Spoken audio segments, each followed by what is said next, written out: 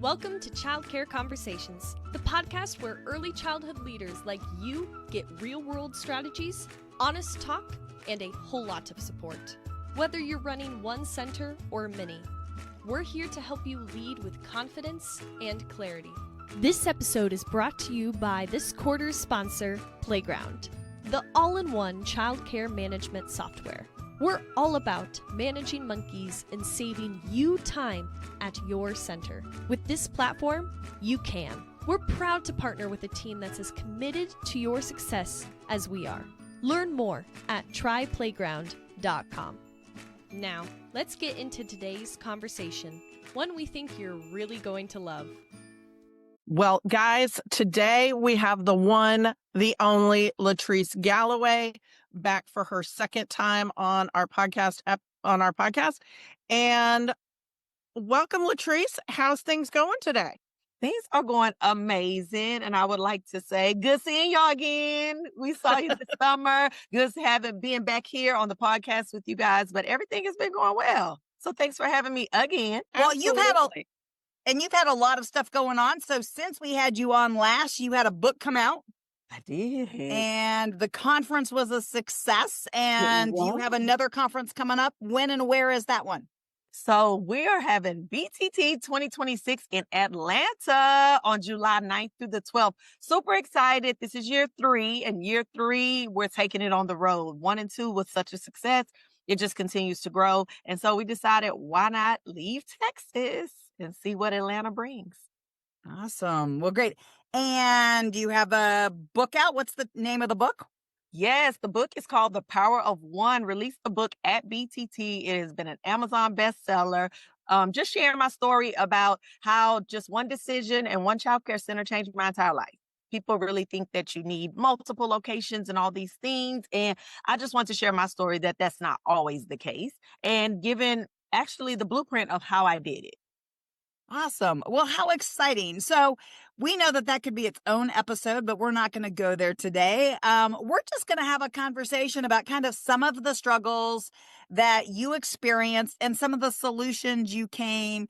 And we're going to talk a little bit about, so there's this phrase called a tech stack.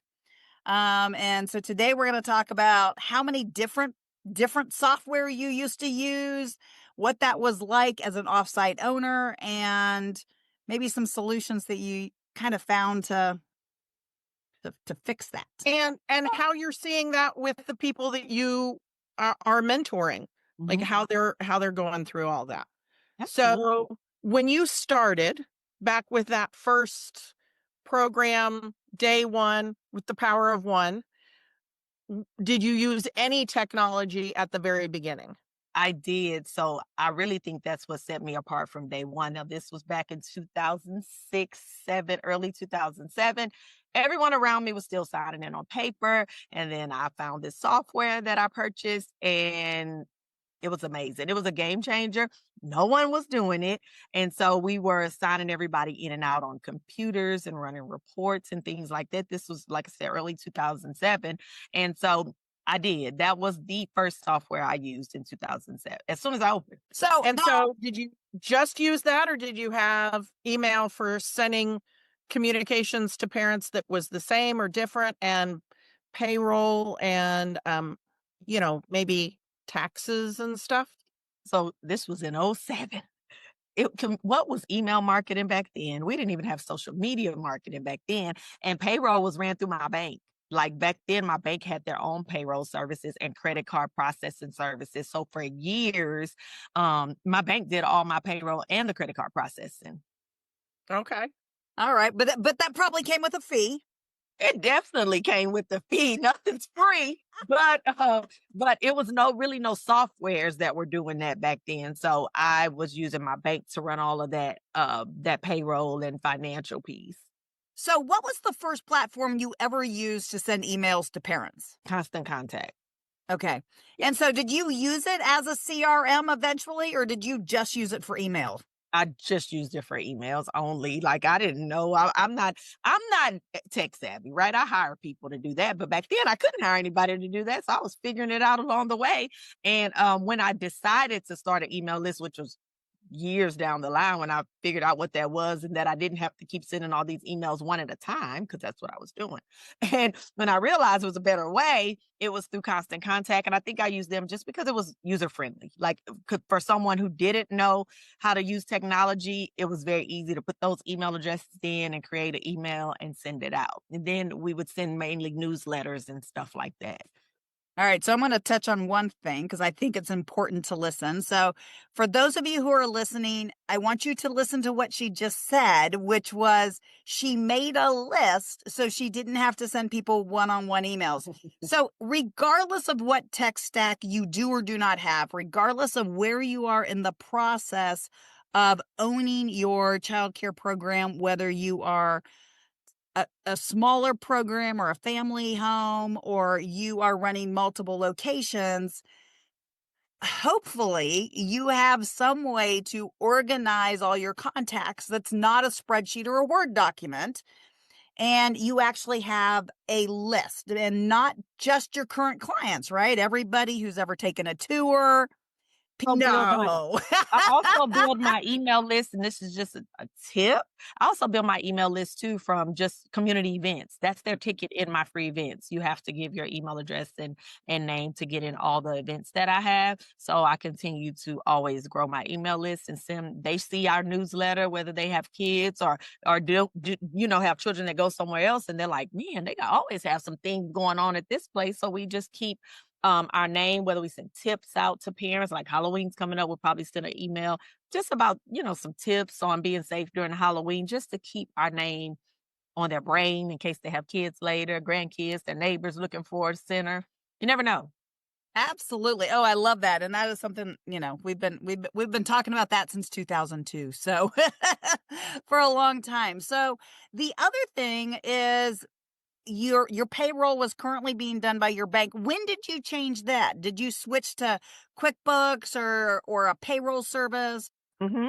So our bank sent out a letter one day that said they're no longer doing payroll and credit card processing, and they referred all the clients to ADP. Okay. And then that's how I got with ADP, and I kind of been stuck there for a long time. And so how much do you think you spent every month, even just, maybe 5 years ago? Like, so even during COVID, what do you think you were spending every month on what I'm going to call your tech stack? So this is every piece of software, your Constant Contact or whatever you were using 5 years ago, Mm-hmm. your business operations, that was maybe childcare, but all the other software you had to have. Maybe it was JotForm, maybe it was QuickBooks. What do you think you were spending? You can give me an estimate. I'm not asking. Are you talking about fees too for credit card processing? The fees? Yes, everything. Oh man, at least $3,000 because Every month. Yes, because my credit card processing fees, once I switched, well, it was high with the bank, but once the software I was using started allowing payments for credit card, that came years later, but that was a feature they started offering.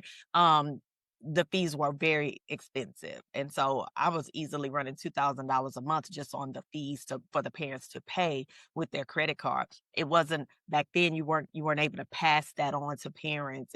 So I was eating that cost. Plus, I probably had 5 or 6 different softwares I used to run my program. Then when they added the parent portal, during COVID, they started adding a parent piece. And then the software I was using didn't have the parent piece. Another company had the parent portal before the software I was using. So now I'm using 2 softwares, one's for my parents and it was crazy. So I'm paying those 2.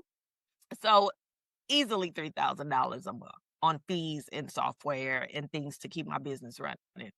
Yeah. And so you had one location. So if you're listening to this, if you didn't quite dissect that, over $2,000 in credit card fees, which means that if you're spending $3,000, that's $1,000 a month just in subscription services to have an email list, just to be able to do your payroll, to keep track of your accounting, sending parents invoices, sign in, sign out, all payroll. Of those things. Yep. Right.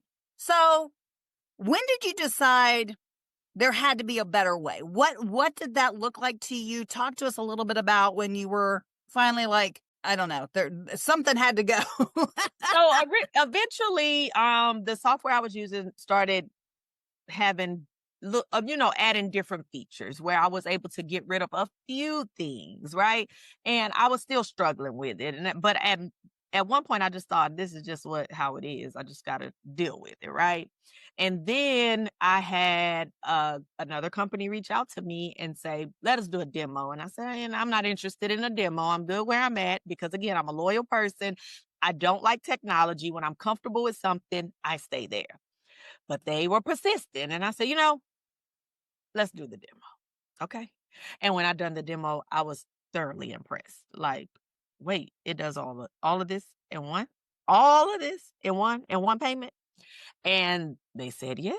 And I said, sign me up. So tell us a little bit about what that application is and maybe even what the transition was like. Because, Carrie and I are both have used technology for a really long time. Carrie's husband has got a tech background in one of my companies. He actually worked for me as our tech guy. And oh, wow, that's a long time ago. Sorry. Had one of those. I did math in my head and I should never do that. But, so we're familiar, a little painfully too familiar with tech. We joke that we kind of don't really tell people about that part of our life. But we also know that changing from something you're comfortable with can really be, painful. So I almost pulled my hair out. I'm telling you, when I switched. So after the demo, I made my admin team sit with me in the demo because they ultimately really use it more than me, right? Because I'm an offsite owner. And so they were impressed. And but they were really nervous about the change. And the software that I had the demo with was Playground. Hadn't heard a lot about them, but I started doing my research. I told them, sign me up. They signed me up.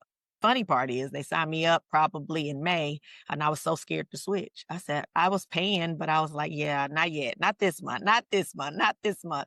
Because I knew that switching was going to be a lot. I have run a center I'm licensed for 276 children. So I had to move at least 200 families and their fees and train my staff. And it was just a lot going through my head of how I was going to do this. So finally, in August, they were like, when are you going to switch? And I wound up telling my director, we're just going to do it. I said, September 1st, it starts our school year. We're starting. Let's just do it. So the switch was different. We had to go through a lot of trainings and it was they made it easier to import and export all of my information. They did kind of make that part, but you had to sit there and put the financial piece in for everybody, which I only did that. And it took me days. And I sat here, my eyes were getting crossed with numbers. But again, that's because we have a large center. But once it was all done, I was able to breathe and I really started seeing the benefits. Like on my we don't care if it's a holiday. My director doesn't have to run anything. It automatically is going to bill the parents. It's automatically going to do that for a year or however long you set it up for with their fees. I am a Mac user.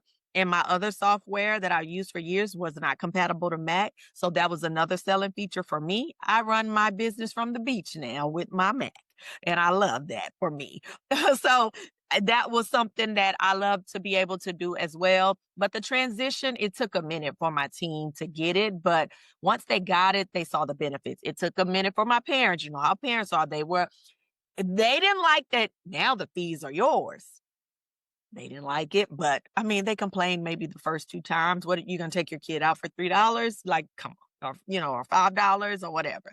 So they got it. Now I'm saving $2,000 a month on fees. I love that. I'm telling you, I love this for me. And I'm saving money on different, like I don't have to have constant contact anymore.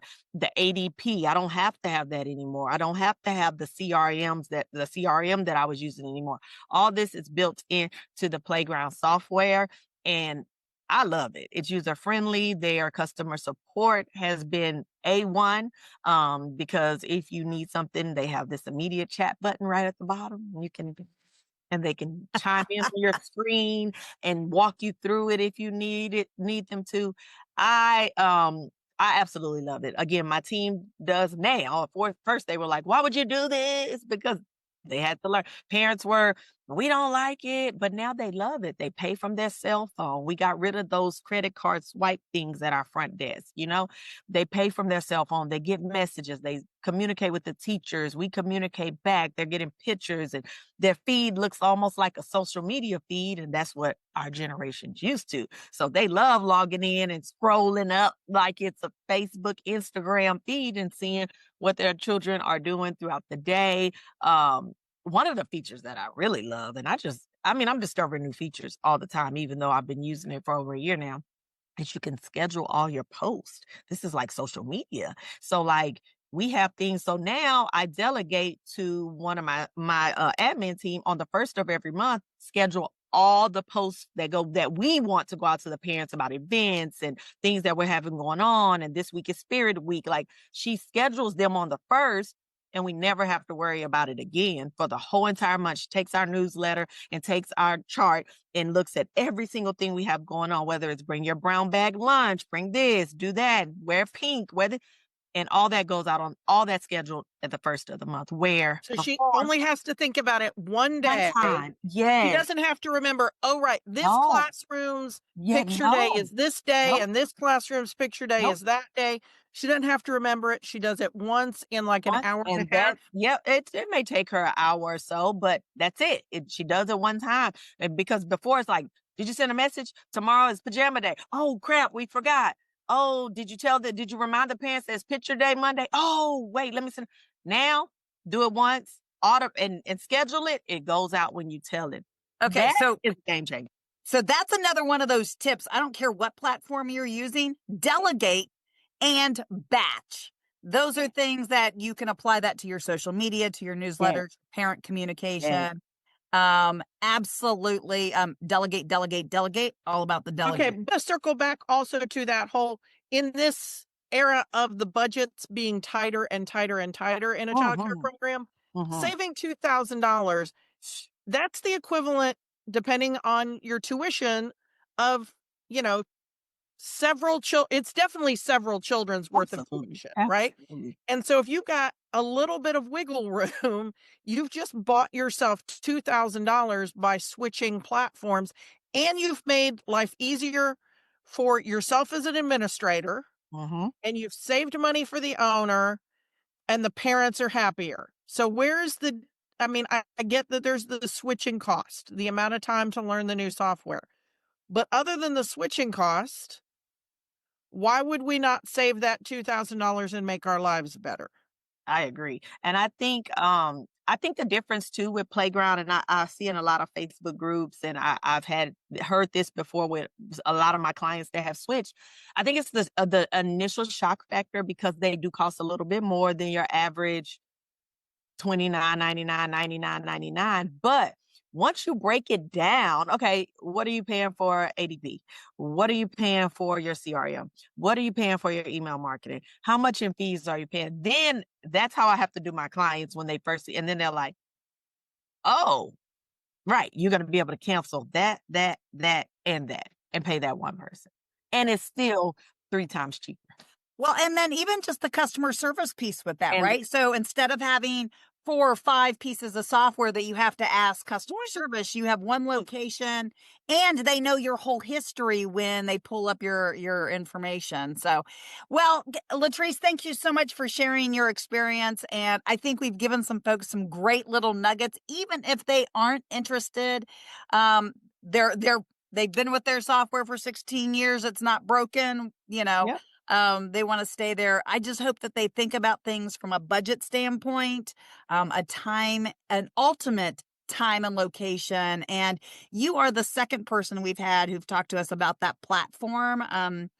Basically being on Apple platforms, and the fact that as an offsite owner, you want to be able to check things without having to go find somebody's PC to be able to check reports. Well, yeah, because more people have an iPad than have a Google tablet. Yeah, I mean, absolutely. iPads are kind of ubiquitous. And if you can't check your app on an iPad or an iPhone, away a lot of it the app is on my phone. Like, so I couldn't see anything now, whether I have my MacBook, my Mac Pro, my iPhone. I can just log on in and see everything I need to see. And when I say everything, I can literally run my business from the beach and know exactly what's going on.